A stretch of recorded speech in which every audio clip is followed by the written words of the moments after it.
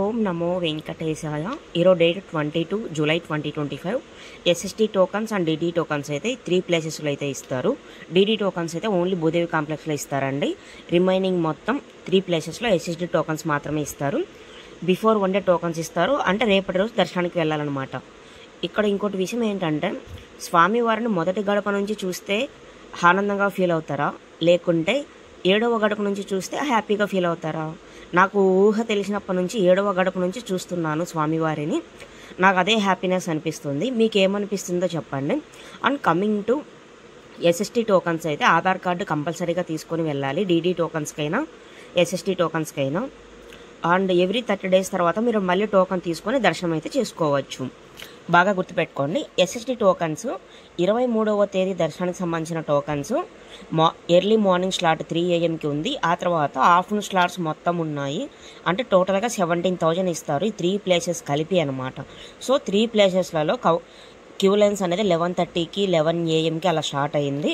So భక్తులంతా 11 AM నుంచి అయితే క్యూ లైన్లో ఉన్నారు. 11 గంటల నుంచి క్యూ లైన్లో ఉంటున్నారు భక్తులు. సో మీరు కొంచెం ముందే వెళ్తే క్యూ లైన్లో మీరు ముందే ఉంటారు. సో మీకు ఎర్లీ మార్నింగ్ టోకన్స్ దొరుకుతుంది.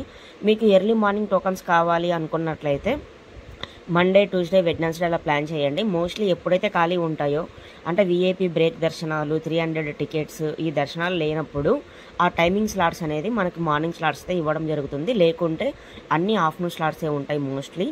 ఇంకా మీకు కన్వీనియంట్ అనమాట. మీకు టోకన్లు ఏది కావాలంటే తీసుకోవడానికి ఆప్షన్ అయితే ఉండదు. అక్కడ ఏది రన్ అవుతుంటే అదైతే ఇస్తారండి. కాబట్టి మీరు ముందే క్యూ లైన్లోకి వెళ్తే మీకు టైం స్లాట్ అనేది కొంచెం ముందుగా వస్తుంది. టోకన్స్ తీసుకొని మీరు డైరెక్ట్ ఎస్ఎస్టీ టోకన్స్ తీసుకుంటే కొండపైకి మీరు ఎలా అయినా వెళ్ళొచ్చు. శ్రీవారం మెట్టు అయినా వెళ్ళొచ్చు, అలిపిరి స్టెప్స్ అయినా వెళ్ళొచ్చు, బై బస్సు, బై కారు, ఎలా అయినా కొండపైకి అయితే వెళ్ళిపోవచ్చు అనమాట. ఎస్ఎస్టీ టోకన్స్ తీసుకుంటే శ్రీవారం మెట్టు మార్గంలో మాత్రం నడుచుకుంటూ వెళ్ళాలంటే డీడీ టోకన్స్ మాత్రమే తీసుకోండి. అక్కడ ఏంటి అంటే శ్రీవారి స్టెప్స్ కొన్ని తక్కువ ఉంటాయని చెప్పి అందరు దానికి వెళ్ళడానికి చూస్తూ ఉంటారు. ఇంకోటి ఏంటి అంటే కొందరు ముక్కుబడి ఉంటుంది కదా, ఈ మార్గంలో వస్తాము, ఆ మార్గంలో వస్తాము అని. అలా ముక్కున్న వాళ్ళకి ఇలాంటి ఆపర్చునిటీస్ అయితే ఉంటుంది. లగేజ్ కౌంటర్స్ కూడా మెట్ల మార్గంలో ఉంటుంది. మీరు ఆ లగేజ్ అక్కడే ఇచ్చారంటే కొండపై కూడా వాళ్ళే తీసుకొని వస్తారండి, టీటీడీ వాళ్ళు వ్యాన్స్లలో. అలాగే మీరు కొండపైకి వెళ్ళిన తర్వాత లగేజ్ కూడా అక్కడే పెట్టుకోవచ్చు. క్యూ లైన్స్లో మీరు లోపలికి వెళ్తే మొబైల్ కౌంటర్స్ ఉంటుంది, లగేజ్ కౌంటర్ కూడా ఉంటుంది. మీకు లగేజ్ అనేది హెవీగా ఉంటే తిరుమలలోనే మీకు బాలాజీ బస్టాండ్ దగ్గర పద్మనాభ నిలయం, మాధవ నిలయము, యాత్రా సదంటూ, యాత్రీ సదన్, ఇలా రకరకాలుగా ఉంటాయండి. కొన్ని కాంప్లెక్స్లు ఫ్రీ లాకర్స్ ఇస్తారు. అలాగే కామన్ హాల్స్ ఉంటుంది, అక్కడే కనుక మీరు స్టే చేయొచ్చు. అండ్ ఇంకోటి ఇప్పుడు చూడండి, డీడీ టోకన్స్ అంటే దివ్య దర్శన్ టోకన్స్ 23వ తేదీ దర్శనానికి సంబంధించిన టోకన్స్ ఆఫ్టర్నూన్ స్లాట్స్ అయితే ఉన్నాయి. 2, 3, 5, 8, 9 PM టైమింగ్ స్లాట్స్ అనమాట. 3000 టోకన్స్ ఇస్తారు. ఇది భూదేవి కాంప్లెక్స్లో మాత్రమే ఇస్తారండి. ఈ టోకన్ తీసుకొని మీరు శ్రీవారి మెట్టు మార్గంలో నడుచుకుంటూ వెళ్ళొచ్చు.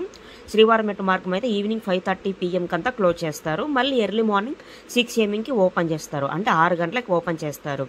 సేమ్ థింగ్ అలాగే అలిపిరి మెట్ల మార్గం కూడా ఈవినింగ్ 9:30 PM క్లోజ్ చేస్తారు. సో మీరు 9:30 PM స్టెప్స్ ఎక్కడం స్టార్ట్ చేస్తే సరిపోతుంది. అలిపిరి స్టెప్స్ అయితే ఈ 2 స్టెప్స్ ఏంటి అంటే 12 years బిలో ఉన్న పిల్లల్ని అయితే అలో చేయరండి. 2 PM తర్వాత అయితే అలో చేయరు.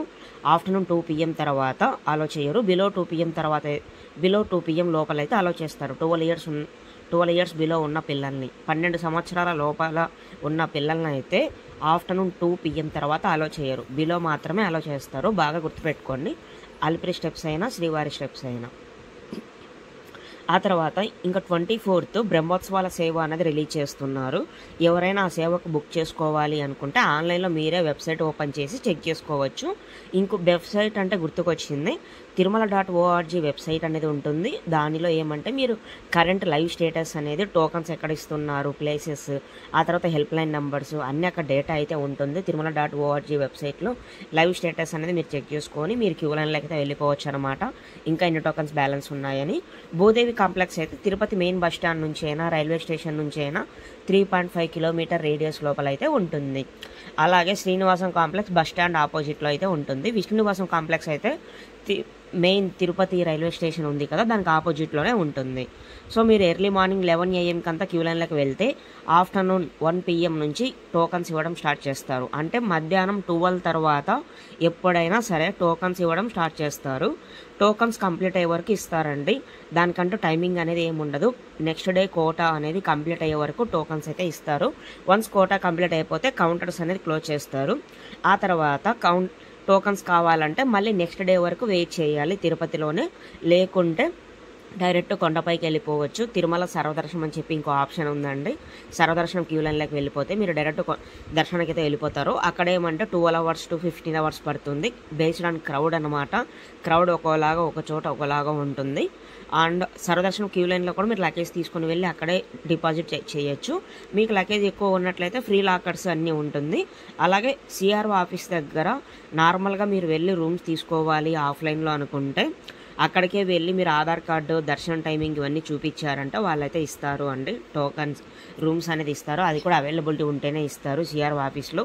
ఆ తర్వాత మీరు ఇన్ కేసు 1 day బుక్ చేసుకున్నారు, దర్శనం లేట్ అయిపోయింది, ఇంకా 1 day మీరు ఇంకా రూమ్కి రాలేదు, ఎక్స్ట్రా ఛార్జెస్ ఏమైనా చేస్తారా అంటే మీరు ముందే దర్శనానికి రూమ్స్ తీసుకునేటప్పుడే మీరు వాళ్ళు ఎంక్వైరీ చేస్తారండి. ఎన్ని డేస్ కావాలి, ఆ తర్వాత మీకు రూమ్స్ దర్శనం ఎప్పుడైపోతుందో అన్నీ ఎంక్వైరీ చేసుకొని వాళ్ళే చెప్తారండి. మీకు 1 day పడుతుందా, 2 days పడుతుందా అని. దానికి తగ్గట్లే మీకు రూమ్ అనేది ఇస్తారు. ఎక్స్ట్రా ఛార్జెస్ అనేది మామూలుగానే ప్రైవేట్ హోటల్స్లో ఎలాగ ఉంటుందో ఇక్కడ కూడా అలాగే ఉంటుంది. అది కన్ఫామ్గా చెప్పలేము. ఎందుకంటే మీకు ముందే వాళ్ళు టీటీడీ ఎంప్లాయీస్ వాళ్ళు చెప్తారండి ఉంటుందా లేదా, రూమ్స్ ఇస్తారా లేదా అని. దాని మీద ఎవరికి క్లారిటీ అయితే ఉండదండి. ఇంకా క్లారిటీగా కావాలంటే హెల్ప్లైన్ నెంబర్స్ అనేది ఉంటుంది గూగుల్లో. టీటీడీది హెల్ప్లైన్ నెంబర్కి కాల్ చేశారంటే ఇంకా క్లారిటీగా చెప్తారండి. అండ్ ఇంకోటి ఏంటి అంటే తిరుపతిలోనే విష్ణు నివాసంలో అయితే ఫ్రీగా రూమ్స్ అయితే ఉండదు. ఆడ కామన్ హాల్స్ ఉంటుంది, అలాగే 50 రూపాయల రూమ్స్, ఇలా రకరకాలైనవి ఉంటుంది. అవి కూడా మీరు ఆఫ్లైన్కి వెళ్ళి తీసుకోవాలి. ఆఫ్లైన్ అంటే మీరు డైరెక్ట్గా వెళ్ళి తీసుకోవాలన్నమాట. శ్రీనివాసంలో రూమ్స్ కావాలంటే మీరు ఆన్లైన్లో బుక్ చేసుకోవాలి. అలాగే భూదేవి కాంప్లెక్స్ అయితే రూమ్స్ అయితే ఉండదండి, ఓన్లీ అక్కడ టోకన్స్ మాత్రమే ఇస్తారు. అండ్ తిరుపతి నుంచి కొండపైకి వెళ్ళడానికి ఏసీ బస్సెస్ ఉంటుంది, నాన్ ఏసీ బస్సెస్ ఉంటుంది. ఏసీ బస్సెస్ అంటే బ్యాటరీ బస్సెస్ అనమాట, కరెంటుతో రన్ అవుతుంది. బ్యాటరీ బస్ అంటే మీకు తెలుసు కదండి, బ్యాటరీస్ కరెంటు ఫుల్ ఛార్జ్ అయిన తర్వాత బస్సు అయితే కొండపైకి వెళ్తుంది అనమాట. దానికి ఒక ఛార్జెస్ ఉంటుంది, మామూలు బస్సెస్కి ఒక ఛార్జెస్ అనేది ఉంటుంది. మీరు ఏదైనా సరే అప్ అండ్ డౌన్ టికెట్స్ తీసుకుంటే కొంచెం ప్రైజెస్ అనేది తగ్గుతుంది. సేమ్ థింగ్ అలాగే కొండపైన లోకల్ టెంపుల్స్ తిరగడానికి కూడా, ట్రావెల్ చేయడానికి కూడా అప్ అండ్ డౌన్ టికెట్స్ అనేది ఉంటుంది. రాంబగిచ బస్ స్టాండ్ దగ్గర అయినా, ఓల్డ్ బాలాజీ బస్ స్టాండ్ దగ్గర అయినా సరే మీకు లోకల్ టెంపుల్స్ వెళ్ళడానికి బస్సెస్ ఏపీఎస్ఆర్టీసీ అయితే ఉంటాయండి. అలాగే తిరుమలలోనే మీరు ఒక ప్లేస్ నుంచి ఇంకో ప్లేస్కి వెళ్ళాలి అనుకున్నట్లయితే ఫ్రీ బస్సెస్ ఆరెంజ్ కలర్లో గరుడ బస్సెస్ అని చెప్పి తిరుగుతూ ఉంటాయి. శ్రీవారి సారథి ఇట్లా బస్ నేమ్స్ అన్నీ ఉంటాయి కదా, ఆ బస్సెస్ అనమాట, ఆరెంజ్ కలర్లో ఉంటుంది. ఓం నమో వెంకటేశ.